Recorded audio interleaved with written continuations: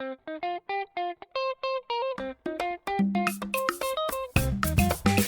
there, and welcome to another episode of African Business Stories, your insight into female innovators and entrepreneurs building and running businesses in Africa.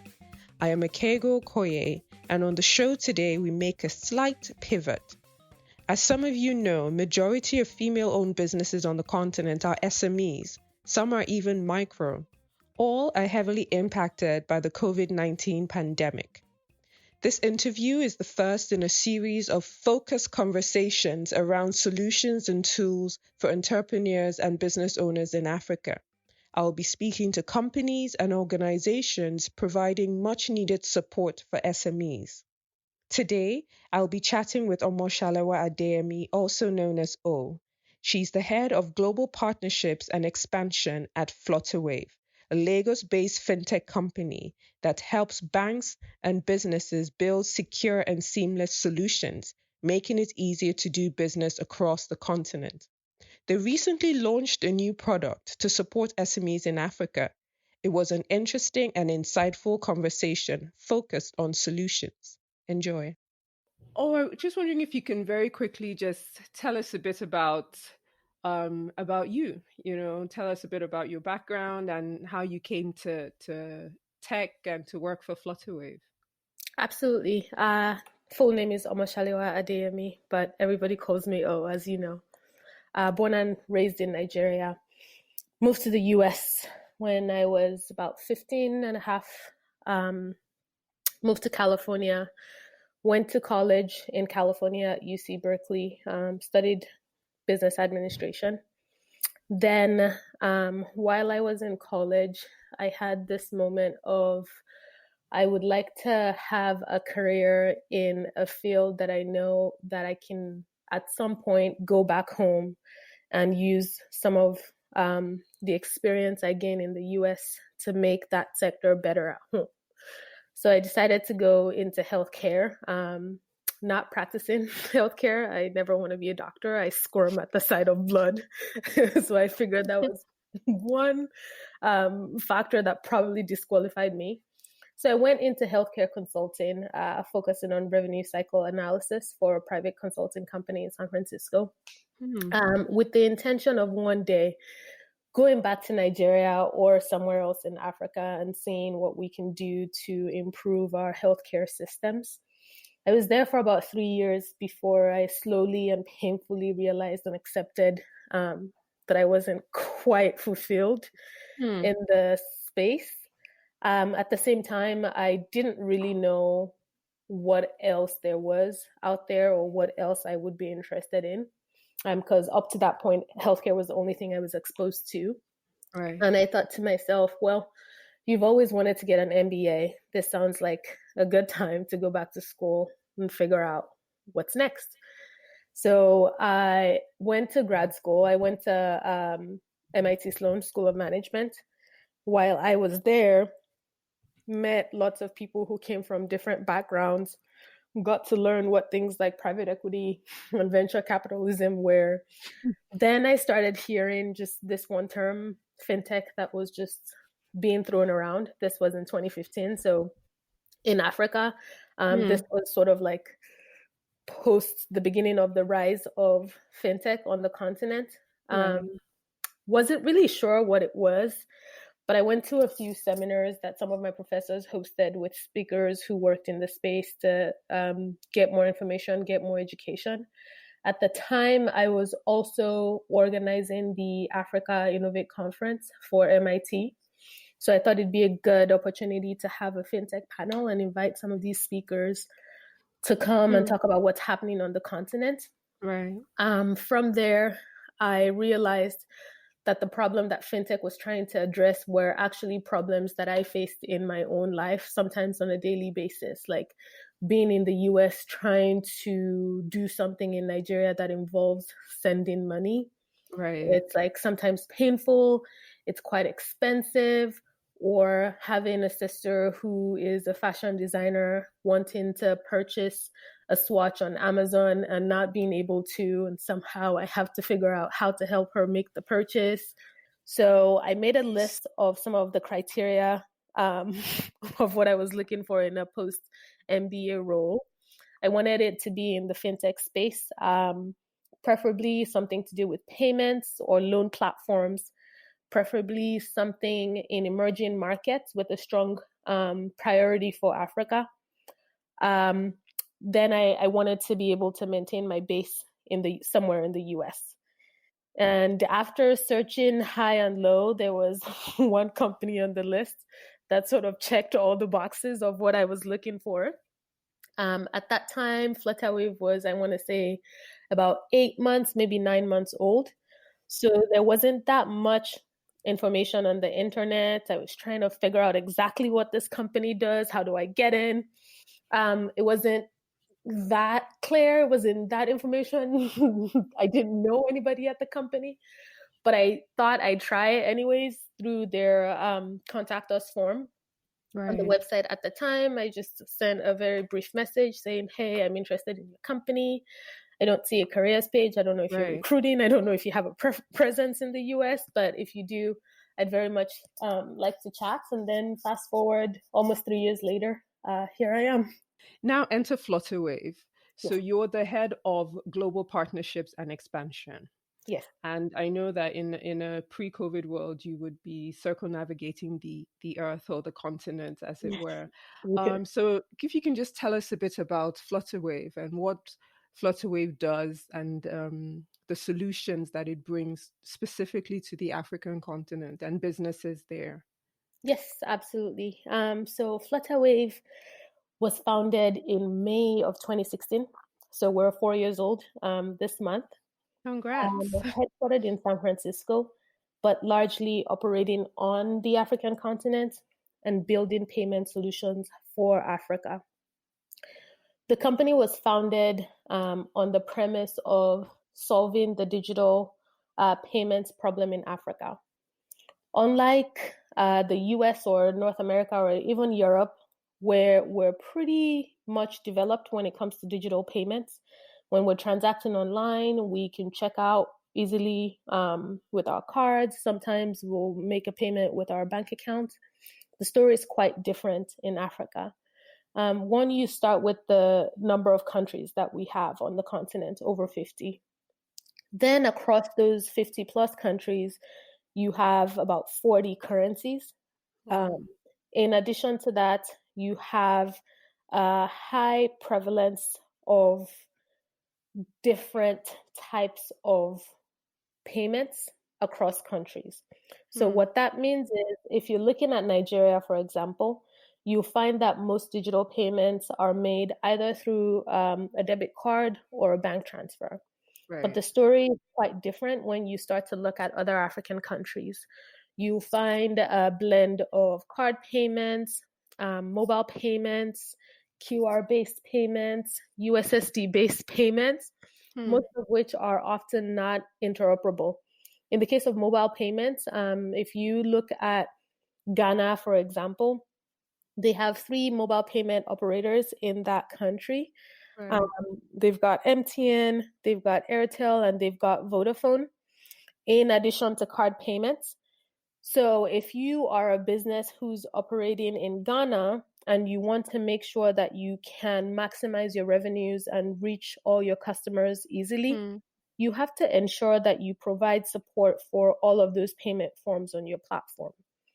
Now, easy as it may be to connect to 4 different payment schemes for one country, what happens when you want to expand to neighboring Sierra Leone, or you want to expand to Cote d'Ivoire, or now you want to go to Kenya? You typically find, on average, you have about 3 to 4 payment types per country. And it starts to get extremely cumbersome when you're just a small business who hand makes shoes. And now all of a sudden, because you think you have customers in 5 countries, you have to figure out how to partner with 20 different payment instrument issuers. You have to figure out how to negotiate and sign contracts with them. You have to figure out if you actually need to incorporate local entities for your business in all of these countries. You have to figure out how to build the technical expertise to actually connect to each of these different payment types. It's just really expensive, Yeah. time consuming. Most Yeah. businesses that can do it are sort of enterprise level businesses. So Flutterwave came into the picture with the mindset to solve that problem. Right. The idea was, why can't we build a Pan-African switch that connects to each of the payment schemes that we have across countries in Africa, so that we can standardize not only the technical connection part, but we can also make it easier for businesses to contract, for businesses to accept or send payments from that country. And that's Right. like the premise of what we started it with. That's still our main focus. But of course, from lessons we've learned across markets launching, we've sort of added a few pivots, I would say, to what we work on.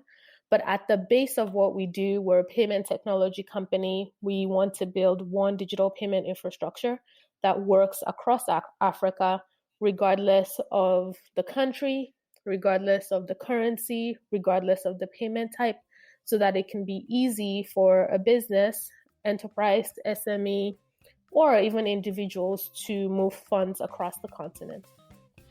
Having lived in Nigeria prior to the fintech boom, I totally appreciate the issues Flutterwave seeks to solve.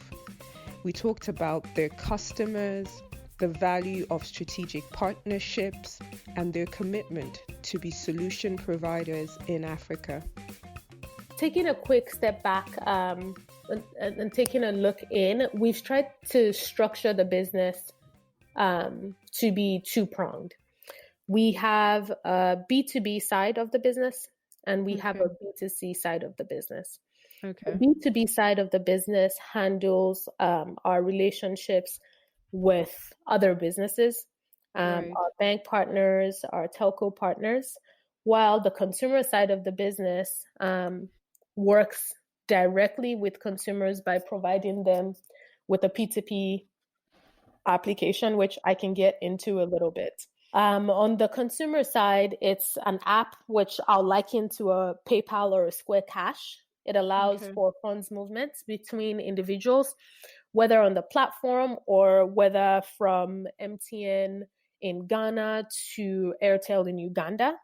Right. We also launched it in partnership with Visa. So there is a virtual card issuing component in the application that allows people to make payments for their Spotify subscription, for example, because their MTN wallets today might not be accepted on Spotify. In addition to that, we built in some value-added services like the ability to pay your bills from home, be it your utility bills or be it your tax payments. So really just trying to think of all the ways in which a business or an individual needs to complete a financial transaction and making that as seamless as possible for them. Do you track how many individuals use your platform across Africa, separate from companies? Do you track them separately? Yes, absolutely. I think as at the end of, I'm not up to date on my numbers, but I can get close enough. As at the end of the first quarter of 2020, we had just about 92,000 plus businesses on the B2B platform. On the consumer side, I think we're up to around 75, maybe 80,000 consumers now. The consumer application today is only live in 3 markets, but we're working on expanding coverage. What are the 3 markets? More markets. We first launched it in Nigeria, so we have the biggest user base coming from Nigeria. And then we also have it in Ghana and Uganda for now. Okay, so someone in Nigeria can use Flutterwave to pay for Spotify or for Netflix. Yes, absolutely. So the beauty of where we sit in being able to offer both a consumer and a business solution is up until about 3, maybe 4 months ago, if a Nigerian wanted to pay for Netflix, they had to use our consumer application to get a US dollar virtual card that Netflix's processor at the time is capable of accepting. But in 2020, we were fortunate enough to begin a partnership with Netflix, where we can actually now help them accept Nigerian cards directly on their platform. So now you've gone to needing to have a USD card to pay for your Netflix subscription, to having the choice of continuing to use that USD card or just using your card that's issued by your Nigerian bank to pay for your Netflix subscription. That is excellent. That is absolutely awesome, especially these days where everyone's stuck at home and is living on Netflix. It's good to know that Yeah. in from anywhere in Nigeria you can use your naira denominated card.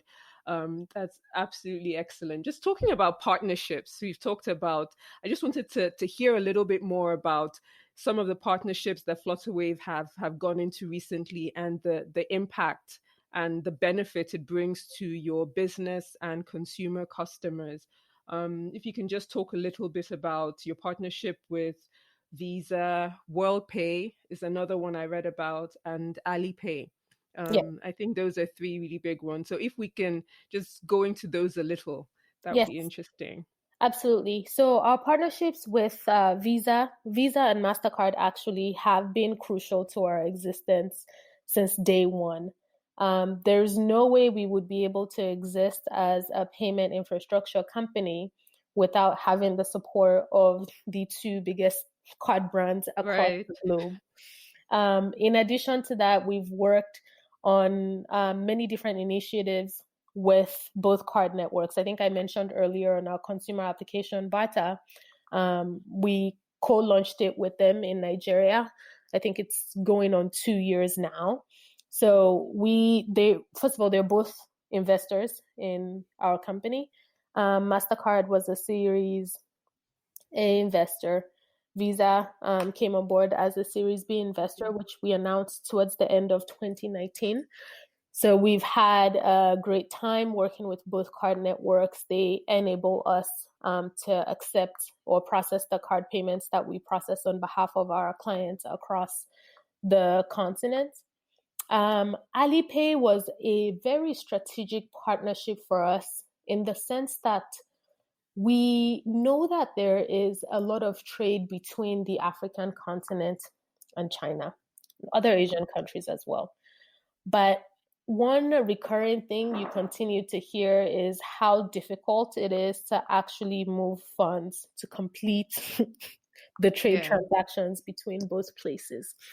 So when we started conversations with Alipay, we wanted to focus first on the consumer side. And then Worldpay is the most recent of our partnerships.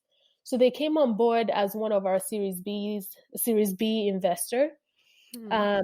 But we also have a partnership agreement with them where we are going to be their payment partner for Africa transactions that are coming through from their clients. Worldpay has been around for quite a few decades now, and they have a lot of expertise in the payment industry. They have a lot of relationships with many of the global companies, the Facebooks, the Googles, the Netflixes, the Spotifys, which for us is a very big opportunity for us to grow not only the business in terms of transaction volume, transaction count, but also to just boost our image in a way, because it's a lot easier for me as partnerships personnel to go have a conversation with a bank now about how I can work with this bank to process payments for Facebook through Worldpay. While this bank may not recognize me because this is the first time I've ever been to this country and nobody's heard of Flutterwave, Worldpay is a name that is recognized in the payments and financial industry across the globe. So we're looking forward to being able to enable Africa payments for them. We're looking forward to being able to increase our transaction count. And we're looking forward to working with many of the global names whom we otherwise might not have been able to sign on our own. So just talking about the impact of COVID, we a lot of the people that I interview African business owners, and majority of businesses on the continent are small and medium-sized companies, and they're feeling the greatest shock from this economic crisis that is unfolding, and we're constantly thinking about how can we best support them? How can we, even in thinking about doing this interview, that the focus was what solutions are out there that can be useful to a business? How can we sustain some of these businesses a little longer, even though we know a lot might not exist in a year's time? But Yeah. what solutions are out there? And Flutterwave came to mind as a solution, that small, medium-sized micro companies can tap into, to help sustain their businesses. Borders may be shut, but the internet is alive and well, and people can continue to trade across borders, and that's what Flutterwave supports. It was very interesting for me to read recently that you launched a new product targeted at SMEs, and kind of like in a response to the COVID crisis. So if you can talk a bit about that, the benefit it brings to the market, that would be really helpful. Absolutely. So no doubt many businesses across the globe have been impacted by COVID. I think even more so just scrolling through my LinkedIn and seeing the number of I've just been laid off, or an article about how a company just laid off 10%, 20%, 25% of its workforce. But I think on the African continent, the effects of COVID on businesses are even more pronounced, right? Yeah. So you mentioned earlier, I'm typically on the road, barely ever at home. Moved into my home about 2 years ago, but never had time to finish it. I've been home now for about 3 months, and I can still go online to West Elm or Pottery Barn and order things and have them easily delivered to my house. Right. I renovated one of the bedrooms in my house. I was able to order all my supplies online. Granted, some of them had 2 to 3 days delivery delays, but they still arrived here. I was able to go online, make this purchase. Everything I purchased showed up at my door. So as much as businesses in the West are also impacted by COVID, there's still many systems in place. There's infrastructure in place that can allow them to continue to transact Right. online and thrive to a certain extent. That doesn't really exist on the African continent for your typical SME. Now, Flutterwave is already in that space of trying to help businesses go online. One of the biggest hindrances for SMEs transacting online is payments, followed by a close second, which is logistics. We focused on solving the payment side over the last 4 years, but we realized as COVID started to materialize that even though we've built a platform that allows a business to accept and send payments online, for an SME, it still might be a big investment for them to get online in the first instance. Right. We started to think around what we can do to make that process easier for SMEs across Africa, given the fact that many of these businesses have limited access to infrastructure and resources. And that was part of what fueled the launch of what we call Flutterwave Stores, which we announced just over a week ago. In the simplest terms, Flutterwave Stores is an easy way for an SME to digitize their business and get easy access to inventory management tools, logistics services, as well as payments. It's as easy as going on to your Flutterwave account, setting up a store, adding products to your store and indicating the number of each product that you have for sale, choosing which one of our delivery partners you want to work with, and already having our payments platform integrated into it. You generate a URL for your store that practically becomes your store's website.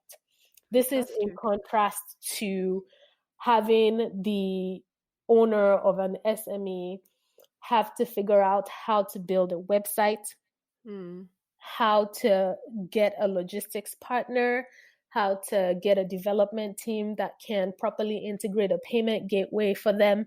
So all Yeah. of those processes that are involved in digitizing your business that can often take up to 6 months sometimes, we've found a way to use some of the features we have on our platform, partner with some of our clients in the logistics space to bring that all together into what we call Flutterwave Stores, so that any business practically anywhere in the world with a focus on Africa can build their own website in under 5 minutes. So how much does it cost for me, a small business selling wigs in Port Harcourt to do? What does it cost me? You won't believe this, but it costs you absolutely nothing. You How? just have to go How? create your account on our platform. You create a store, you list your products, and you are ready to sell online. Now, it costs you nothing to create the store, but of course, because we're not a logistics company and we have to partner with logistics companies, their fees will be passed on to the business, who, in a lot of instances, end up passing delivery fees to their customers, anyways. And Right. then the only fees that are involved from a Flutterwave perspective are the typical transaction processing fees. So we host your website at no cost. You set up your store at no cost. There's no subscription. There's no one-time fee. Everything is zero cost.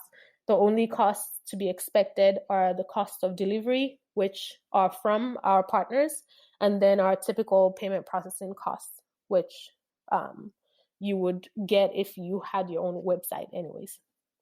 That is actually very, very exciting. I mean, it can make a big difference for for business owners on the continent. Do you have an idea of how many people have signed up and the spread in terms of the countries of Yes, people I who are do. using it? I think it's been about 8, maybe 9 days since we announced the launch, and we've seen just about 1,000 signups.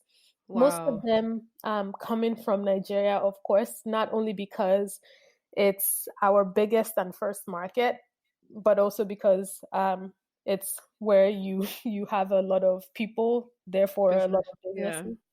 Yeah, but we've seen signups come from Nigeria, from Ghana, from Kenya, South Africa, Uganda, Zambia, some in Rwanda. It's been quite exciting to watch the uptake and just watch how easy it has been for businesses to get up and running and being able to reopen their businesses during COVID. So is this going to continue post-COVID? Oh yes, absolutely. Yes. Okay, Yeah. that's fantastic. COVID led to the fast tracking of Flutterwave stores, but it's a solution that we think goes a long way to benefit SMEs anyways. Before we started the podcast, you mentioned that you've seen a lot of articles from our CEO, GB, where he always makes sure to emphasize that we're a Yes. payment company. Yes, absolutely, we're a payment company, but ultimately, we have to build defensibility for the business and make sure that we put in features that help us survive long term. If I Right. can make it easy for a business to come online to sell to their clients, that's more transactions for me to process on the back end. So, COVID or not, we'll always be interested in building these types of solutions and coming up with these types of innovations to help more businesses transact online. That's fantastic. So does that mean that Flutterwave is employing more personnel even in the COVID downturn? Um, To- so surprisingly, just a handful are have either come on board or are planned to come on board in the next 2 months.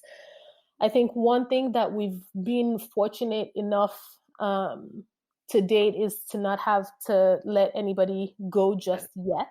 That's Because awesome. even though we are seeing some slowed down transactions from some of the sectors where we operate, like travel, for example, we're being able to pivot and build other solutions where we can easily redeploy personnel where necessary. So we're trying to stay above the water Good, good, while good. COVID is ongoing. Yeah. That's good to know. So in this value chain that that Flutterwave has, and in the pivot, is there space for other partnerships from smaller companies, service providers? Is there space in, because of course some people, like we've said, have been laid off. Some people are looking for how to pivot or grow their business. As they're listening to this podcast, are there things, can they, I mean, one of the things I'll leave you to talk about it, but I was thinking about fulfillment and logistics, like just Yeah. wondering, is there space for businesses to tap into to Flutterwave's ecosystem? Yes, absolutely. I think especially on the heel of launching Flutterwave Stores, we Mm, have a plan to launch the product across sub-Saharan Africa. And okay. that means that we have to find a logistics partner to work with across each of these markets. So we're very open and actually quite eager to talk to companies, regardless of size, who work in the logistics space, who can help our merchants complete that last mile delivery. So, COVID or not, we're still open to partnerships. We're hopeful that things will start to look up pretty soon, and we want to ensure that we're in a good position to pick back up when the world returns to the new normal. That was O, Head of Global Partnerships and Expansion at Flutterwave. Flutterwave is committed to building digital payment infrastructure in Africa, helping African businesses scale, even in a crisis. Thank you so much for listening to the show. Please do us a favor and subscribe on iTunes or follow us on SoundCloud. If you could also write us a review, it would help us get the word out. I'm Akego Okoye, and you have been listening to African Business Story.